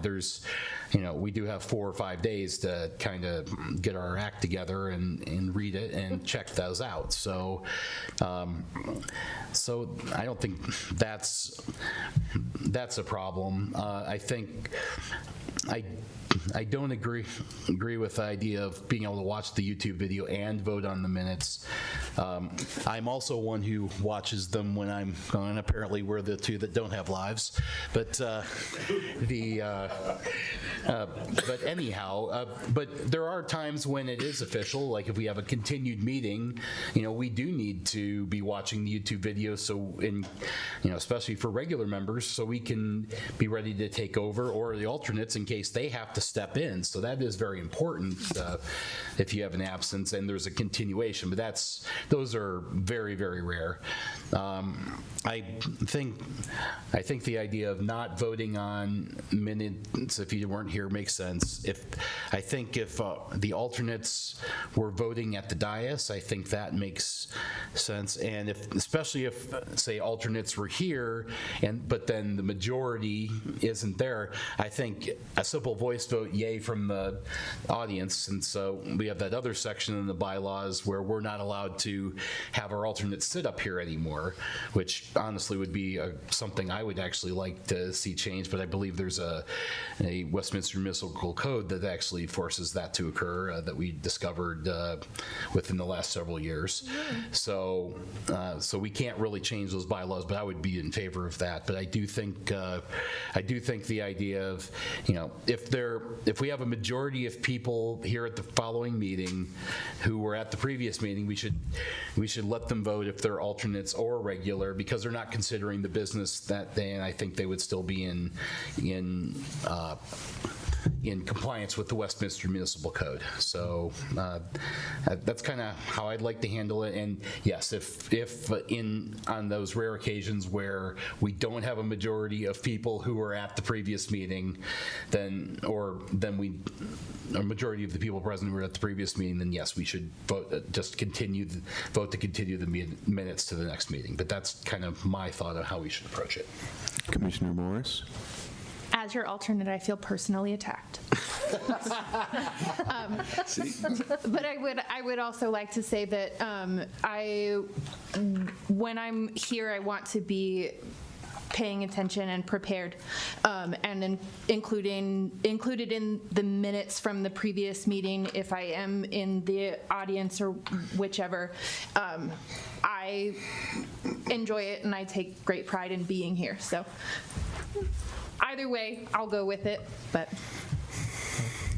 Commissioner Calling? I have two comments. The first one is the process for voting on minutes. We don't do it as a roll call, and there's been many times that I wasn't participating in the hearing or wasn't here, so I just don't vote. I just don't say anything. I don't light my light up. I just don't say anything. I always thought that's how you wanted us to do it, but maybe it makes more sense to do a roll call vote so that you can say not present, so you know that.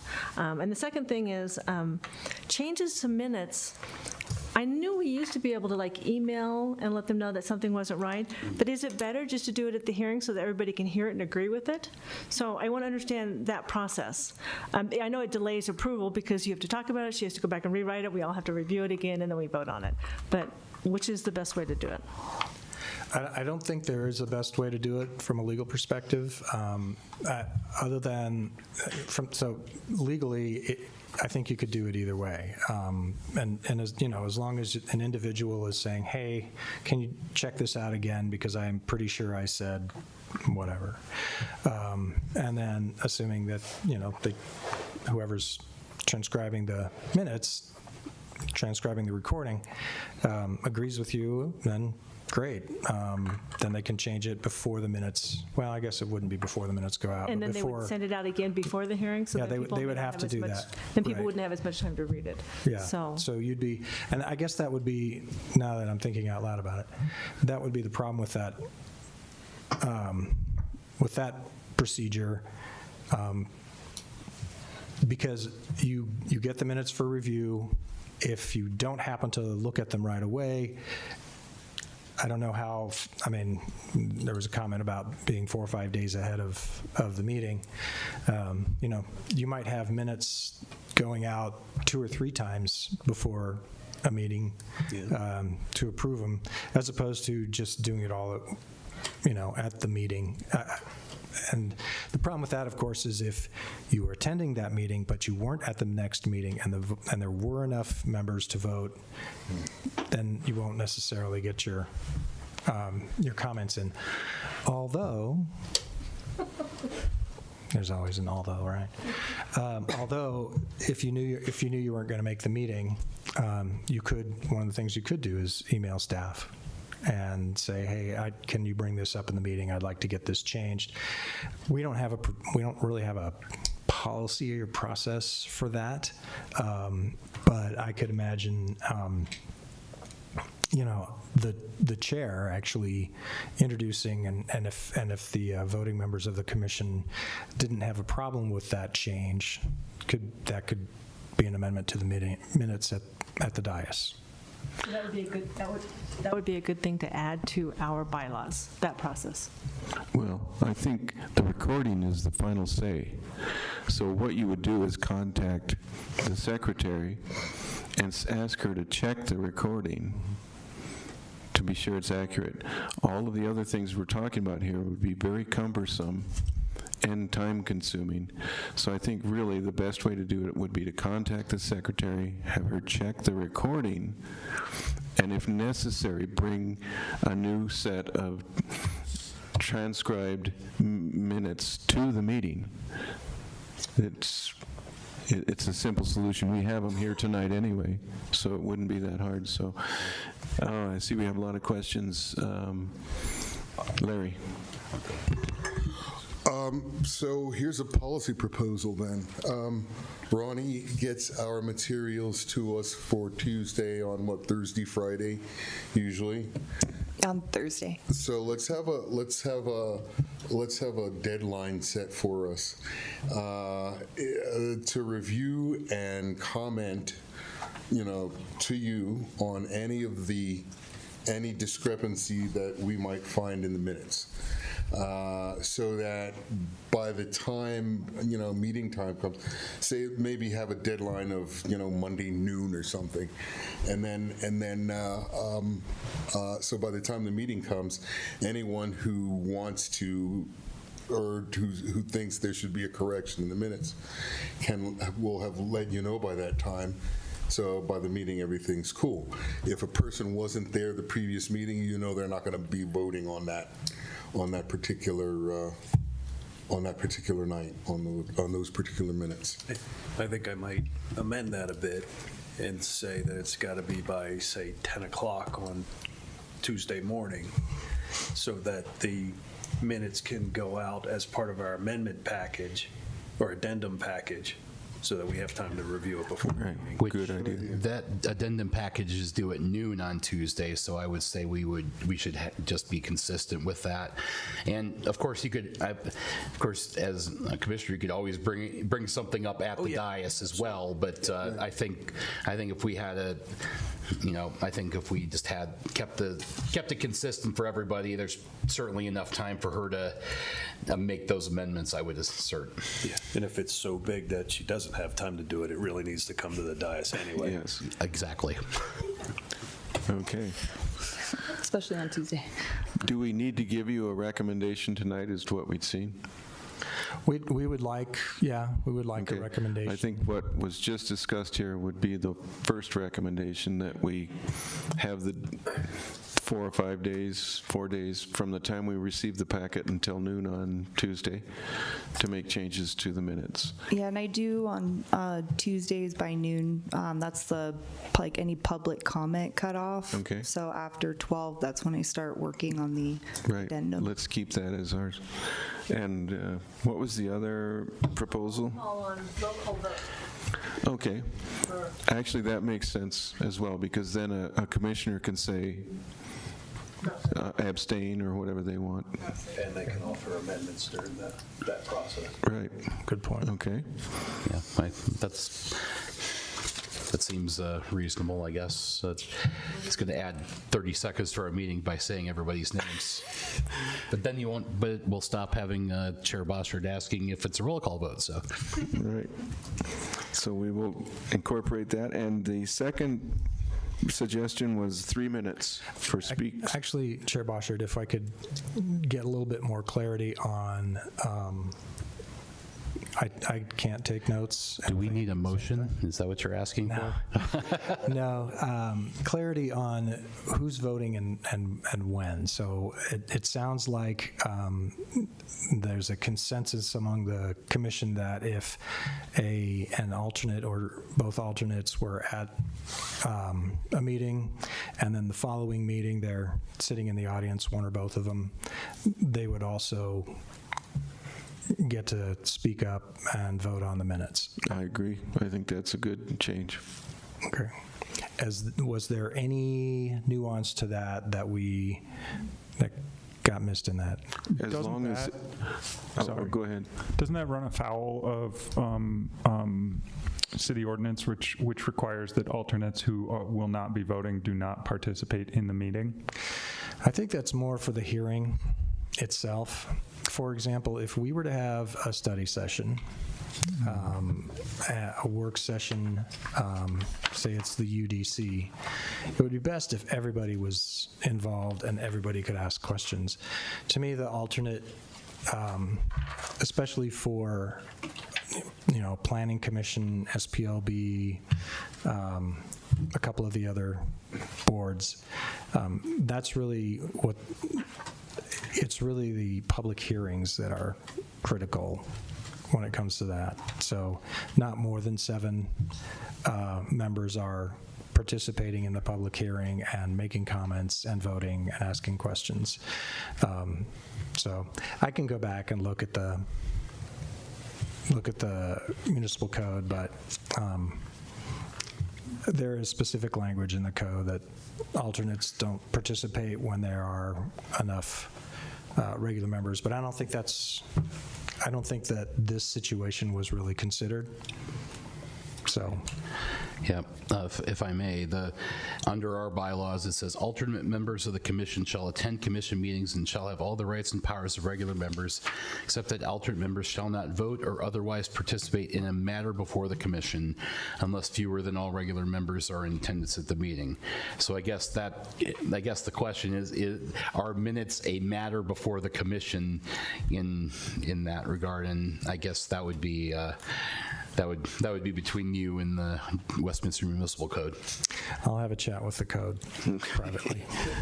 A workaround on that would be that they wouldn't vote, but that they would maybe be called upon to say, we're getting ready to vote on minutes since you participated. Is there any additions or changes you would like to make noteworthy of the minutes? So you can give them an opportunity to speak. They may say, well, it was all wrong. It was all messed up. It's not right. I wouldn't vote on this, or something like that. Or they could just say, no, I agree with everything. And then they're not actually voting. You're giving them comment.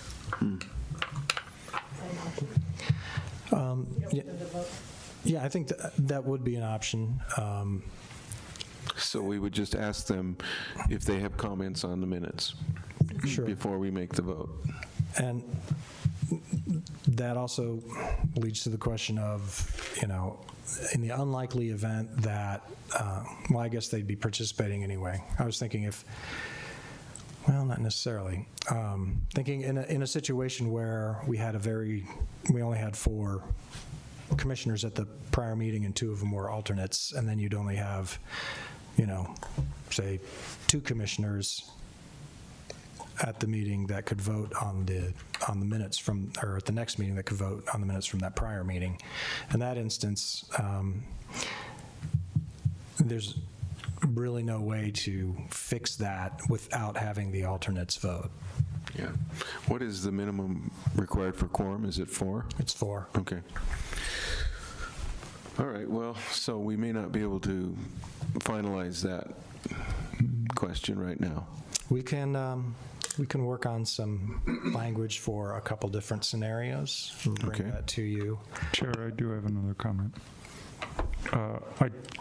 don't think we should turn the minutes into yet another testimony. Because that's what that would be, right? Having someone answer questions about whether they agree with the minutes is essentially more testimony. It's a vote on the minutes. It's a redundant part of the record, and I don't mean to say that it is not valuable, but merely that it is backed by the meeting recording. So having additional testimony on it is just, it seems like a waste of time. Yes, It does seem cumbersome. I was just going to say, unless the commissioner actually wanted to change something. Yeah. Okay. All right. So on the question of how long testimony can go on, does anyone have any strong feelings either way? Vice Chair Carpenter. Yeah. I think honestly, I understand why council did it, because they have time limits on their meetings, and they get a lot of public comment, so their public hearings often don't start till after 9 o'clock. I think we're a place that the public can come and speak, and until we run into an actual need to change it, I think giving 5 minutes is fine. The woman who spoke earlier on tonight's public hearing took over 3 in less than 5 minutes, and she was pretty succinct. I mean, she wasn't repeating information, hemming and hawing. So we always have the right to limit, and if we do have people lined out the door, we always have the right to say, okay, well, we're only going to take 3 minutes of testimony on this specific item, and we can always vote at that time if there is a reason to do so. But I think in general, 5 minutes is perfect. Commissioner Tomachek. I tend to agree. I've been to more planning commission meetings than I cared to say in the last 6 months for various reasons, and the trend is actually to go to 5 minutes, not away from it. Okay. I agree. I think that giving people an opportunity to vent a little bit is important, and that's what we're here for. One of the most important things we do is just listen. So can we, on the fly, change it to 3 minutes? If we see there's 300 people out there, and we say, hey, tonight we're only going to do 3 minutes. I don't think, can we do that on the fly? The chair has the authority to limit testimony, and I'm going to get the language here, if it tends to be repetitive, cumulative, speculative, or irrelevant. Cuts out most of what I have to say. Me too. Yeah, and I'm not seeing a specific, and there may be something in the code. Although it wouldn't make sense to have this language in the bylaws if there's other language in the code. But I don't remember seeing that specifically, that the chair can limit the length of individuals' testimony. If you happen to see it, point it out to me. Under I, public hearings, it says, I, subsection 2, public testimony shall be limited to 5 minutes per person on a given agenda item, except when modified by a majority vote. Oh, okay. And then the chair may limit testimony that's repetitive, cumulative, speculative, or irrelevant. Good. I was just looking at that last sentence. Thank you. So that covers everything, I think. Okay. So I guess we will keep the 5 minutes and have that clause in our back pocket if we need it. Chair, I did want to comment that I agree with shortening it to 3 minutes. I believe tonight's public comment was 3 minutes and 15 seconds. I was watching the clock because this was on the agenda. And I thought it was a good comment. People do occasionally go over their 5 minutes as well. We usually don't shut them down immediately. People will go over their 3 minutes. We probably won't shut them down immediately. I think most people have said what they need to say after 3 minutes. And I do read the packets. Some folks have really complicated thoughts that they put in emails. That is the appropriate place for that. Well, we've got the option to change it to 3 by a majority vote, so we've already got several options.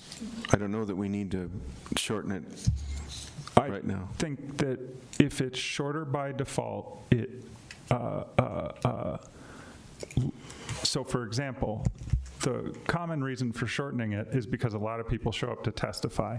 Oftentimes when a lot of people have shown up to testify, it's because the hearing is contentious.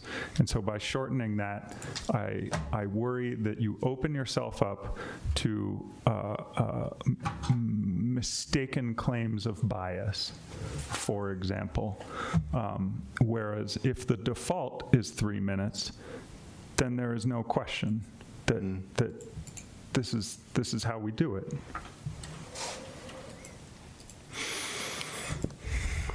Okay. Do we need to have a consensus tonight? I'm not sure we're going to reach one on this. Yeah, I do want to make one more comment, and it just flew out of my head. Oh, yes. The problem with extending, so if you have a 3-minute clock and you want to let people continue, I think that actually is more likely to raise questions of bias, honestly, because unless you don't cut anybody off at any time, ever, then it kind of makes the 3-minute clock meaningless. So the purpose of the clock is, and I know people do go over by a few seconds sometimes, sometimes by a little bit more, but we shouldn't be allowing that. We should be very, very solid on, once your time is up, you are done speaking for everybody. So I would, I'm not going to suggest what I would do, but I would say that if it's 5-minute clock or a 3-minute clock or a 1-minute clock, you have to stick to that time frame. I will say I did get yelled at once by somebody when I cut him off at 5 minutes and 0 seconds when I was chairing. So, Mr. Chair, I would recommend we just maybe get a raise of hands on the consensus to see if we have consensus or not, and then move on. Okay. A show of hands. Who thinks 5 minutes is appropriate? Oh, goodness. Okay, I think we're going to go with that. As you say, we've got the option to change it. So, okay. Is there any further discussion on these items? All right, is there any old business that we need to address? All right. In that case, can you confirm the next meeting is the 26th of May? Yes, 26th of May. Okay. This meeting is hereby adjourned at 9:02 p.m. Thank you, everyone.